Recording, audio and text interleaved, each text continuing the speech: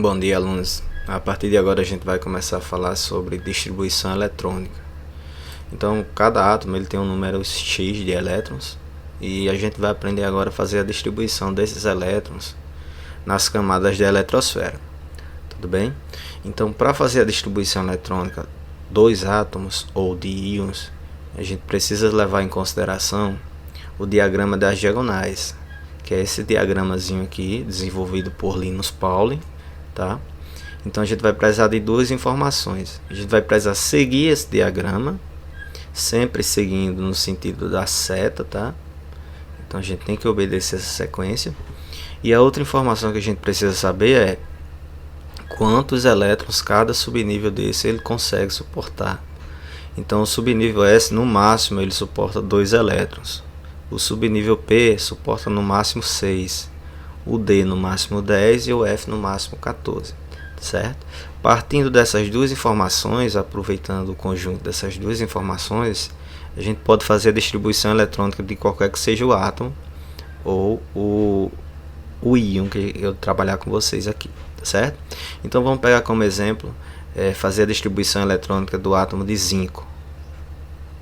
Então o zinco tem número atômico 30, logo ele tem 30 elétrons na sua eletrosfera. Então como é que vai ficar a distribuição eletrônica? Então eu começo sempre seguindo o sentido da seta, então vou começar sempre pelo subnível 1S e vou observar que o subnível S ele suporta sempre no máximo 2 elétrons, então 1S2. Sigo a seta, vou para o próximo subnível, que é 2S2. Vou seguindo a seta, 2P6, 3S2, 3P6, 4S2. Quando você chega no 4S2, você já tem 20 elétrons preenchidos. Só que o zinco ele precisa ter 30, tá? Eu preciso preencher os 30 elétrons, distribuir os 30 elétrons. Então eu venho para cá e coloco, seguindo a seta, vou para o 3D10. Pronto. Se você somar todas essas quantidades que tem aqui em cima, você tem um total de 30 elétrons, certo? E aqui é a distribuição eletrônica do átomo de zinco. E se eu pedisse para você fazer a distribuição eletrônica de um íon de zinco? Então, por exemplo, eu pedisse para você fazer a distribuição eletrônica do zinco 2+. Como é que você faria essa distribuição eletrônica? Então, a primeira coisa que você tem que perceber é que quando eu falo em um íon, tá? Ou o átomo recebeu elétrons ou ele perdeu elétrons. Quando o íon é positivo, quando ele tem carga positiva, significa que ele perdeu uma determinada quantidade de elétrons. E o módulo dessa carga indica a quantidade de elétrons que ele perdeu. Então, no caso do Zn2+, significa que ele perdeu 2 elétrons. E aí eu tenho que fazer a distribuição eletrônica dele. Eu posso pedir para você fazer a distribuição eletrônica desse íon. O que é que eu aconselho para vocês? Antes de você fazer a distribuição eletrônica do íon, faça a distribuição eletrônica do átomo neutro, que dá origem a ele. Tá? Por quê? Porque a partir daí você vai conseguir enxergar de onde você vai retirar os elétrons. Porque como ele perdeu elétrons, esses elétrons eles foram perdidos sempre do nível mais externo. Tá certo? Então eles são perdidos sempre no nível mais externo, na camada mais externa. Não faz sentido eu retirar um elétron de um nível interno quando eu tenho elétrons no níveis mais externos para retirar. Então no caso do íon de zinco, eu preciso fazer a distribuição, você faça a distribuição eletrônica do átomo neutro e aí você retira os elétrons do nível mais externo. Quando você observar a distribuição eletrônica do átomo de zinco, o nível mais externo aqui, ó, nível mais externo é sempre o maior número aqui, ó.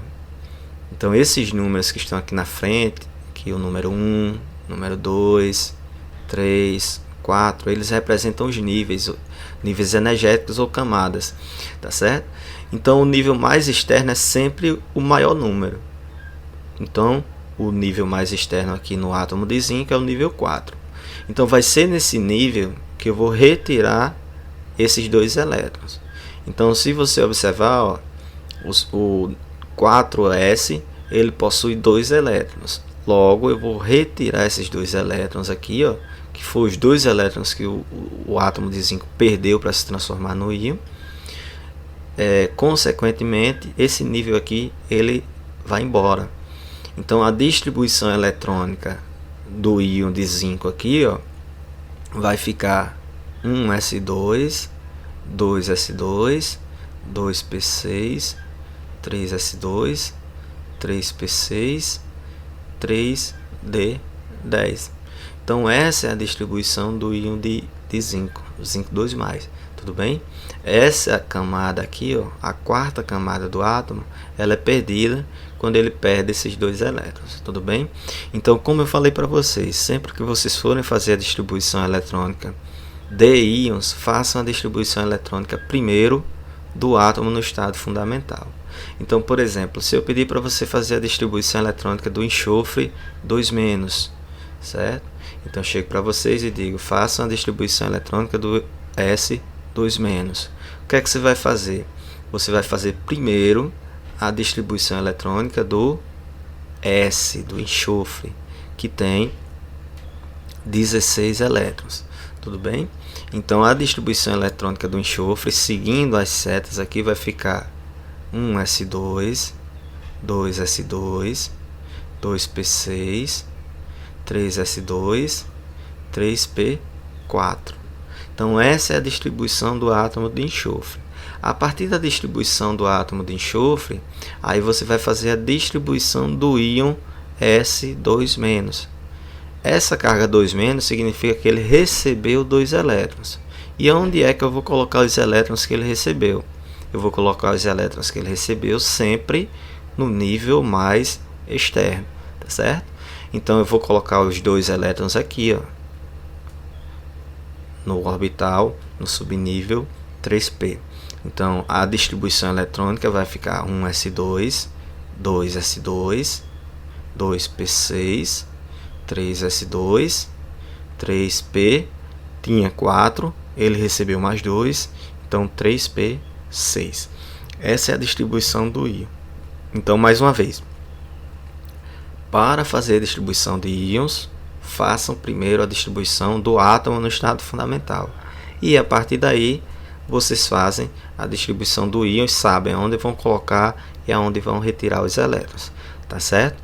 Lembrando que para fazer a distribuição eletrônica, vocês devem utilizar o diagrama das diagonais, seguindo sempre a sequência das setas e obedecer o número máximo de elétrons que cada subnível ele pode suportar. Tudo bem? Então assim você faz a distribuição eletrônica de qualquer que seja o átomo ou o íon que pedirem para vocês fazerem. Obrigado, até a próxima, a gente se vê.